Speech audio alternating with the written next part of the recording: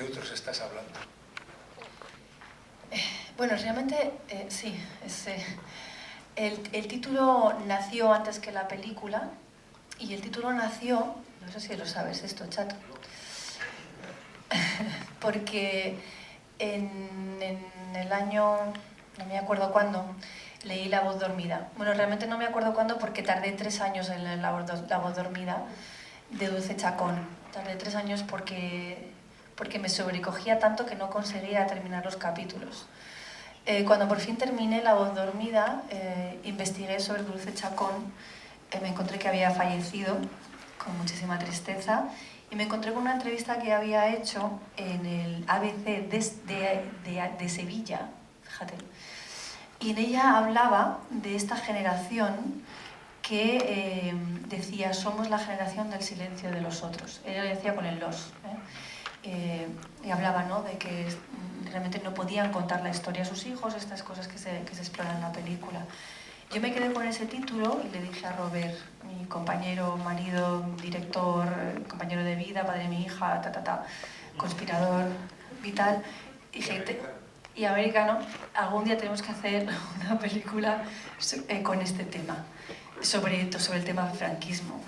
Y entonces ese fue el origen de la película, el origen del título. Claro, la pregunta es cómo hacer una película que tenga ese título y que pueda aguantar, ¿no? De hecho, estuvimos debatiendo si cambiar el título, aunque tenía este presagio. Teníamos muchos más títulos, teníamos un documento como de 10 páginas con 5.000 títulos diferentes. Uno de ellos era Después del olvido, Après l'oubli, que me parecía muy bonito en francés. Y se quedó precisamente porque ponía un espejo también, ¿no? Le quitamos el los, nos gustaba más el silencio de otros, pero ponía un espejo, ¿no?, para intentar responder quiénes son otros. Claro, dependiendo a quién le preguntes, los otros son otros, son diferentes, ¿no? Y hay una escena en la película, de hecho, en que una de las protagonistas, Pucci, habla sobre este tema, ¿no?, sobre un silencio que también fue acogido por cierta parte de la izquierda, por diferentes razones, obviamente, ¿no? En fin, es un título abierto que da pie a preguntar, ¿no?, de quién es ese silencio y en qué manera todas y todos hemos colaborado en ese silencio. Te he dado una respuesta muy larga, pero me ha parecido un momento muy íntimo para explicar. Yo entiendo que después de ver la película podremos volver a preguntar quiénes son esos otros o quiénes somos esos otros, ¿no? De la misma manera que dices que para el título tenías un montón de cuartillas allá con títulos, cuando dices que queríais abordar el tema del franquismo, supongo que también tendríais una lista de temas que ibais a incluir o que podíais incluir en una película que en el fondo no puede pasar de 2 horas, y son muchos años. ¿Cómo es ese proceso? Bueno, ese proceso son 7 años. Voy a intentar resumirlo en menos de un minuto. Mira, realmente me has cedido un momento, ¿no? Cuando yo vivía en Estados Unidos, llevaba 12 años allí viviendo. Cuando nos mudamos a España a hacer la película, nos mudamos con la idea de hacer una película sobre los bebés robados. Esa fue como la idea inicial. Había estallado este escándalo en el 2010, que estaba en todos los medios, sobre todo en la prensa amarillista, pero también en algunos medios más serios. Cuando llegamos a España con la idea de explorar el legado del franquismo a través de los niños robados, nos encontramos primero que es un movimiento muy dividido, que todavía no estaba convencida de que eso fuera herencia del franquismo, por tanto era difícil representarlo a través de este tema sin imponer nuestra propia ideología, nuestra propia idea de lo que era, pero sobre todo es que nos encontramos con la querella argentina. Alguien me dice: mira, hay un movimiento que se ha iniciado, tienes que ir a esta reunión y buscar a un señor con el pelo blanco que se llama Chato. Yo fui a esta reunión, enseguida le localicé. Dije: hola, Chato, yo soy Almudena, con la cámara y la pértiga. Chato se quedó un poco flipado. Y bueno, ese fue el inicio de 6 años de rodaje, ¿no? Efectivamente, en la querella argentina están representadas muchísimos de estos temas, de estas víctimas, ¿no? Estamos hablando, las 3 que más prevalencia tienen en la película son tardofranquismo, tortura, etc.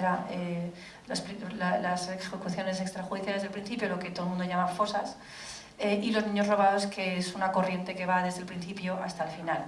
Pero hay trabajo esclavo, expropiaciones o expolio, exilio y muchísimas otras cosas. Entonces fue muy difícil, efectivamente, primero seguimos historias que no acabaron en la película, claro, pero luego fue muy difícil durante el montaje cómo resumir todo esto en una película que fuera menor de 2 horas, en este caso 96 minutos, y que pudiera, que no aburriera, que no fuera una enciclopedia, porque desgraciadamente el problema es que lo que hace falta es una enciclopedia del franquismo.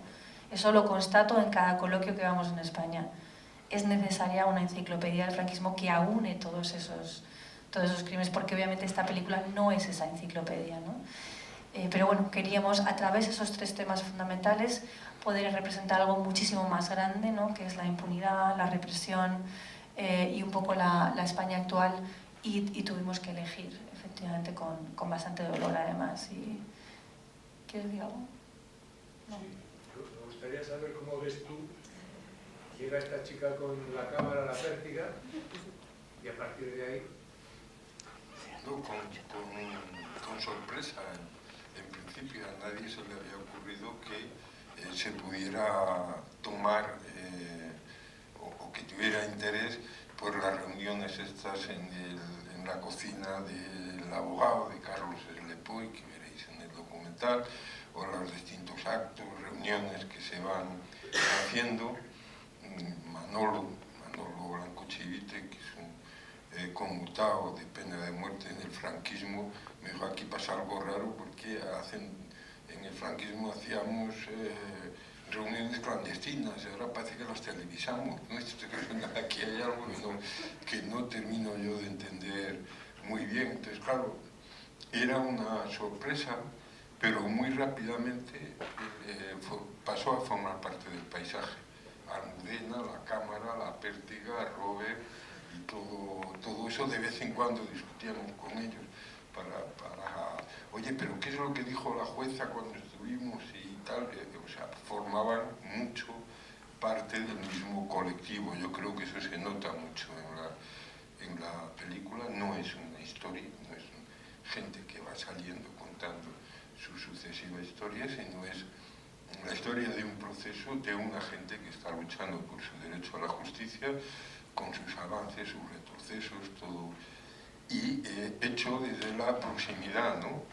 No es una película sentimental, mucho menos, pero no es, su objetivo no es reescribir una historia oficial de la izquierda sobre el franquismo. Su objetivo es ser una arma para que el conjunto de la sociedad de nuestro país discuta sobre lo que pasó entonces, ¿no? La idea esta de que el pueblo que no conoce su historia está obligado a repetirla, y la nuestra es tan bestial que es imprescindible que lo hagamos. Carlos dice, el abogado, dice en un momento: no hay un pueblo en España donde no se cometieran crímenes, y a continuación otra persona dice: no hay crimen que uno se pueda imaginar que no cometiera el franquismo. Ese es el mensaje que intenta dar la película, la necesidad de poner en común eso, y que el conjunto de la sociedad hoy entienda que no hay justificación ni política, ni jurídica, ni ética para mantener en la impunidad esos crímenes contra la humanidad. ¿Cuánto tiempo...? Yo creo que ahí es donde también arrancas como profesional. El hecho de haber vivido en Estados Unidos y quizás ver a España de lejos te marca una especie de hilo conductor o de estilo para hacer esta película, un enfoque particular para hacer esta película. Esto es una muy buena pregunta también. Para eso estamos. Bueno, sin duda. Yo en España, en Madrid, en mis años de universidad, estuve políticamente muy involucrada, y es muy curioso, siempre digo, ¿no?, que teníamos muy claro que teníamos que luchar por derechos humanos en diferentes partes del mundo, pero no se nos ocurrió o no teníamos idea o teníamos el pensamiento de que realmente había violaciones de derechos humanos en España que teníamos que tratar, ¿no? Sí, por ejemplo, tratábamos el tema de la tortura actual, pero no lo relacionábamos con ninguna historia anterior. Efectivamente, yo creo que tuve que irme y tuve que ver desde fuera para poder empezar a sentir ese dolor. El episodio que he contado antes de leer La voz dormida es parte de ello, pero también hay otros momentos, por ejemplo, de visionado de otras películas que tratan de memoria o de conflictos, digamos, anclados en el tiempo, ¿no? Que me produjeron un efecto muy potente. Recuerdo ver La memoria obstinada de Patricia Guzmán, que vive aquí en París. Ay, se me olvida decirle que estoy aquí. Bueno, recibe la información. Recibe. Vale, guay. Y recuerdo, porque es precisamente eso, La memoria obstinada es un momento en que él va a Chile a enseñar la batalla de Chile a los estudiantes chilenos. Y a mí me produjo ese efecto de este dolor en el estómago que produce a la audiencia en España esta película ahora mismo, ¿no? No lloras porque te da pena lo que está pasando, lloras porque hay algo que se te mete dentro y que no se te va. Y es esa responsabilidad, esa sensación de deber, ¿no? Y de responsabilidad social que tenemos, que sentimos, que siente mucha gente, ¿no? Sobre todo cuando le das la información de lo que pasó. Pero curiosamente quiero incidir que esta película no podría haber sido hecha solo desde dentro, o sea, solo desde mí. El hecho de hacerla en colaboración con Robert y con un equipo internacional era muy importante, porque ese equipo internacional constantemente estaba cuestionando mis lugares comunes, ¿no? Sobre lo que fue o no fue, o lo que era importante o no era importante, pero al mismo tiempo también tenía que ser hecha desde dentro, porque ese aspecto cultural, todos esos detalles, no es algo que pueda venir un equipo desde fuera a grabar, ¿no? Entonces la colaboración dentro-fuera, que siempre decimos inside out, perdón, siempre sale en inglés, esa colaboración desde dentro y desde fuera fue crucial para hacer una película que funcionara dentro y fuera.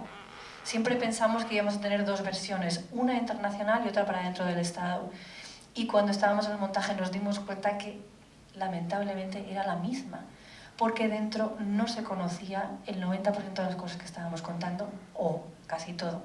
La mayor parte de la gente sabe quién fue Franco, más o menos, no sabe todo lo que pasó después, sabe que fue un dictador, a veces tal, pero la gente joven en España no estudia esto, sabe muy poquito, eso es algo que veréis en la película, realmente no se estudia. Se estudia un poco de la guerra civil, si es que lo tocan, pero suele venir al final del temario y no se toca porque mejor no tocarlo, porque es un lío.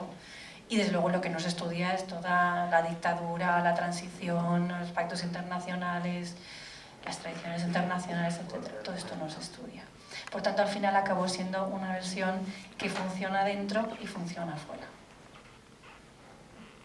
Te lo decía porque me ha llamado la atención que sobre temas de este estilo, y hablabas de las fosas concretamente, es curioso que yo creo que las dos mejores películas que hemos podido proponer aquí en París, la Asociación Españolas en París, como documentales sobre estos temas, entre comillas, peliagudos, pues están hechos por directores que o viven o han vivido fuera.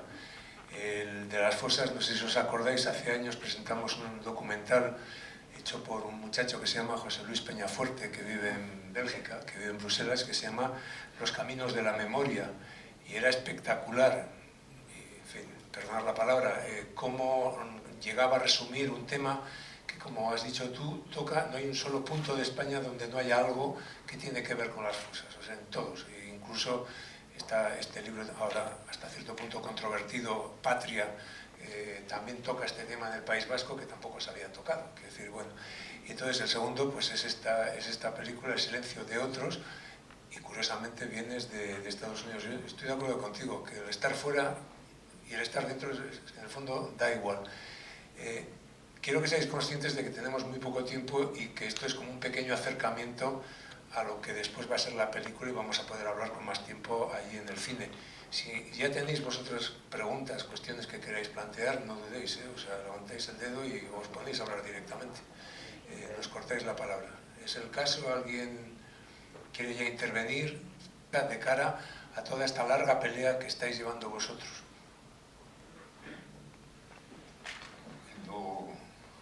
Lo primero es señalar, digamos, que en esa pelea hemos hecho un largo camino hasta el día de hoy, ¿no? Cuando hablaba antes Almudena, lo que todo el mundo entenderá es que hace 10 años nosotros no existíamos. O sea, nadie reconocía la existencia de víctimas de la dictadura franquista, vivas, que estaban reclamando su derecho a la justicia. Que un partido como el Partido Socialista Obrero Español ha gobernado 28 años con algunas decenas de miles de personas en fosas comunes cuyo único delito fue militar en el Partido Socialista Obrero Español y ha seguido gobernando en esas condiciones. Que la judicatura española era capaz de saltarse acuerdos internacionales firmados por este país impunemente, ¿no? Con todo eso hemos ido acabando según ha ido avanzando ese movimiento, pero el motor ha sido la crisis, la profundísima crisis económica, social, institucional, política que ha habido en toda Europa y particularmente en los estados menos desarrollados como el nuestro. Eso es lo que nos ha permitido que mucha gente pusiera en cuestión el tipo de historia que le habían contado sobre el régimen que se constituye en 1978, ¿no? Esa es, para nosotros, un avance, pero es que esa crisis lo que produce es, como todas las situaciones de ese tipo, salidas del más diverso tipo.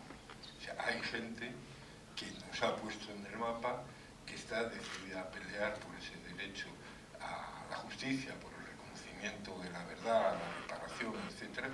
Y hay gente que se siente agredida porque de repente han aparecido unos actores con los que no contamos.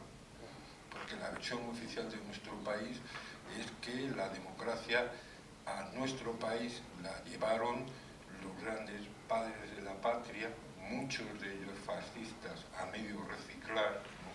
Y no la gente que aparece en ese documental buscando los restos de sus padres o denunciando que su torturador vive al lado de donde él vive. Esa es la situación que hay. Y en una situación de este tipo, claro que hay que explicarse que hay salidas de todo tipo. Por eso, para nosotros es fundamental que se lea esa página de nuestra historia, que la gente entienda eso que ha pasado, porque es la garantía de que no lo repita. Esa es nuestra obsesión, y el sentido que tiene ese documental es la mejor arma para hacer eso en un sector que va mucho más allá de las víctimas o de sus familiares directos. Este es un problema que incumbe a toda la sociedad, que necesita reconstruir condiciones de convivencia democrática plena, y lo tiene que hacer poniendo en común lo que pasó. Ese es el sentido, y a partir de ahí, claro que estamos atravesando una época muy convulsa. A mí también, que mi generación es la del mayo del 68, de repente encontrar que había una extrema derecha con representación en Francia me supuso una conmoción. Eso no puede estar pasando. Hay que recuperar esas historias, hay que ponerlas en común y que la gente entienda qué es lo que se juega cuando pueden llegar a algo